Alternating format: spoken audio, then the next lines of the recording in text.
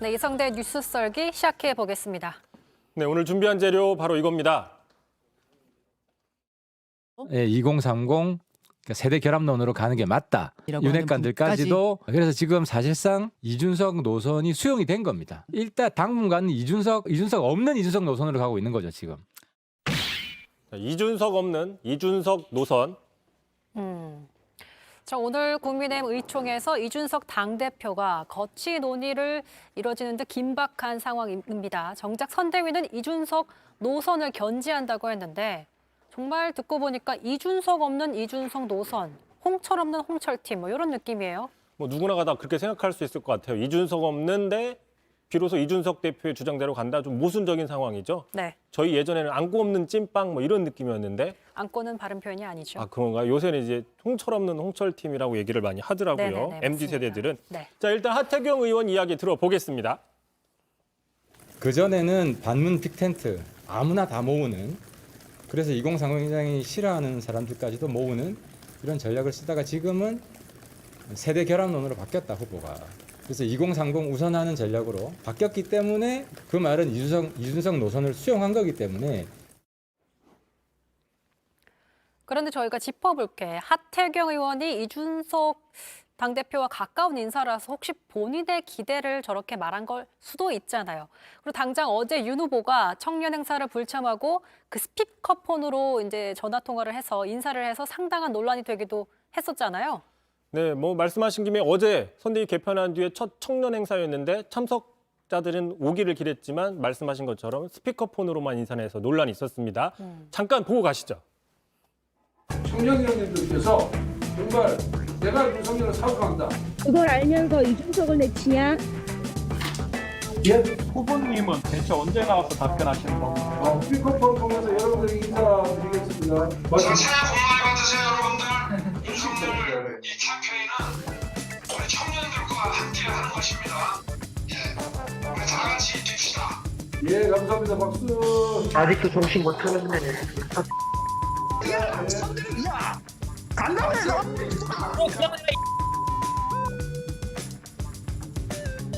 여러분 전부 핸드폰 한번 꺼내주세요. 핸드폰. 네, 알겠습니다. 아, 핸드폰을 하고 있으니까요. 네, 저렇게 한참 논란이 됐었어요. 저희 그 시기에. 그러다 보니까 이제 윤석열 후보에게 비난이 다 가해졌죠. 자, 이른바 폰성렬이라는 신조어가 나타났습니다. 또 나타나지 않았다, 노쇼했다. 뭐 성렬 없는 성렬팀 아까 비슷하죠. 그리고 아까 들으셨지만 아직 정신 못 차렸네. 뭐 이런 얘기들이 나온 거죠.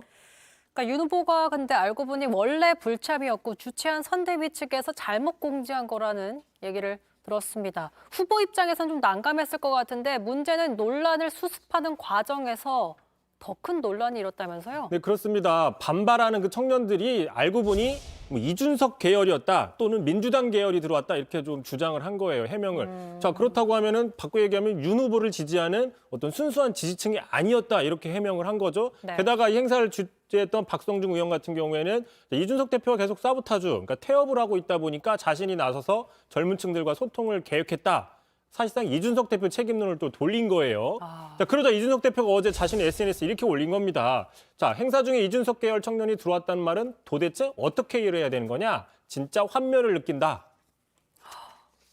글쎄 언행일치가 되고 있지 않은 상황입니다. 게다가 설사 반대 의견이 나오더라도 그걸 막으려고 비슷한 청년들과만 소통하면은 이건 뭐 보여주기밖에 안 되는 건데 아무튼 윤 후보 어젯밤 지난밤에 직접 큰 실망을 드려 죄송하다라고 사과했고 행사 주관 논란 일으킨 박성조 의원도 선대위를 사퇴했습니다. 아무래도 사태가 좀 심각하다라고 판단을 한다고 거겠죠? 네, 그렇습니다. 이제 그래서 오늘도 윤 후보가 직접 청년 보좌역들, 청년들과의 간담회를 마련했어요. 이 청년 보좌역이라는 게 바로 윤 후보가 직접 면접 보고 뽑았던 청년 정치인들이거든요. 근데 오늘 이 자리에서 1시간 정도 저도 직접 봤는데 면전에서 상당히 강한 비판들이 쏟아졌습니다. 직접 들어보겠습니다. 결의안이 이제 뭐 나왔다고 하는데 저는 그걸 보고 선거를 지려고 작정을 했구나. 그분을 내팽개치고서는 선거를 절대 이길 수가 없으니까. 마지막의 심정으로 후보께 직언합니다. 지금 후보의 곁에는 간신들, 아첨꾼들, 정치 기생충 같은 십상시들만 가득합니다. 그들을 버리시고 민심의 심판대 위에 다시 서십시오. 네, 뭐 또 많은 사람들이 얘기를 했는데 뭐 이 중에는 제발 시간 좀 잘 지켜라. 뭐 시그니처 공약이 없다. 뭐 신지혜는 영입하면서 왜 이준석은 내치냐. 뭐 여러 가지 이야기들이 있었고요. 윤 후보 아주 잘 새겨 듣겠다 얘기를 했습니다. 마지막 분을 보니까 굉장히 감정이 북받치는 그런 모습이었는데 정리해보면 윤 후보는 선대위 본인 주도로 개편한 뒤에 2030의 마음을 잡는 방향으로 재설정했고 이건 이준석 대표 방향과 일치한다는 겁니다. 그런데 정작 이 대표가 빠져 있으니 지금 진정성 논란이 일고 있는 거겠죠. 그렇죠. 이준석 없는 이준석 노선의 어떻게 보면 허약함 이런 게 있다라는 거죠. 그러다 보면 앞으로도 언제든지 어제와 같은 사태들이 재발할 우려가 있다라는 거고요. 당장 그 중요한 이준석 대표 이미 어제 자신의 SNS에 무운을 빈다라고 얘기를 했었잖아요. 이 무운을 빈다 되게 시니컬한 반응인데 보통 그 이준석 대표가 즐겨 썼습니다. 그동안 참 잘해봐라. 최근에 한 3번 썼어요. 3번 정도. 자, 바로 어제였습니다. 윤석열 선대위 불참 선언할 때. 그리고 11월 말 자, 이준석 패싱 반발해서 제1차 당무 거부 파동이 있을 때 당 회의에서 무운을 빈다고 얘기를 했어요. 그리고 네. 11월 초에 안철수 후보 대선 출마에 대해서 기자들이 묻자 이렇게 얘기를 했거든요. 들어보시죠. 오늘 안철수 후보가 지금 출마 선언을 하고 있는데 좀 어떻게 보시고 야권의 표가 분산될 수 있다는 위험에 대한 지적도 나오는데 좀 어떻게? 무운을 빕니다. 예.